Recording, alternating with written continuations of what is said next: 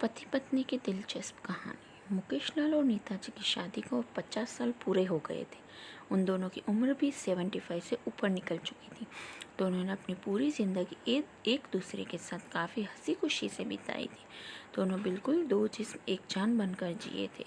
सुख दुख के साथ साथ उन्होंने अपने अपने पर्सनल रहस्य भी एक दूसरे के साथ शेयर किए थे। हाँ, नीता जी ने केवल एक रहस्य मुकेश लाल को कभी नहीं बताया।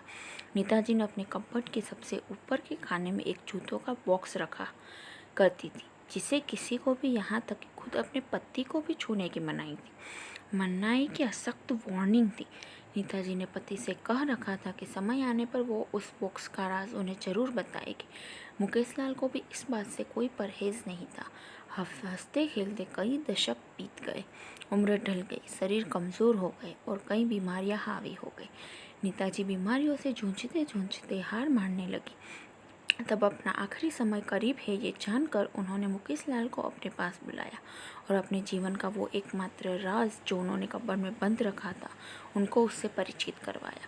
नीता जी ने अपने पति को उस बॉक्स को लाने के लिए कहा। मुकेश लाल उस बॉक्स को लेकर आए और उसे ओपन किया तो वो देखकर हैरान हो गए कि उस बॉक्स में 2 खरोची हुई छोटी डॉल्स और ढेर सारे नोट थे। मुकेश लाल ने नीता से उन डॉल्स के बारे में पूछा।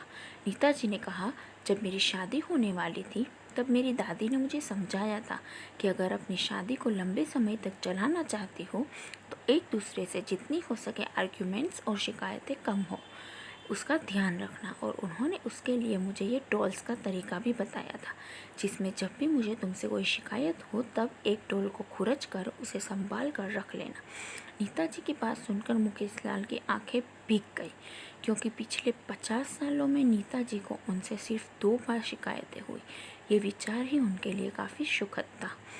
बाद में उन्होंने उन ढेर सारी 100 की नोटों के बारे में पूछा, जो गिनती करने पर 1 लाख से भी ज़्यादा की थी।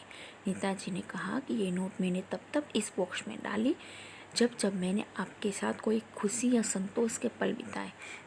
मुकेश लाल जी अपनी पत्नी को गले से लगाकर रो पड़े और बोले, मेरे किसी जन्म के पुण्य ही होंगे जिससे मुझे तुम पत्नी के रूप में मिली।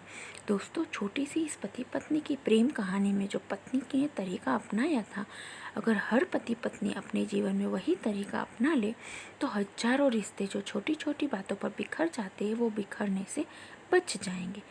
Thanks for watching. Subscribe, like and share.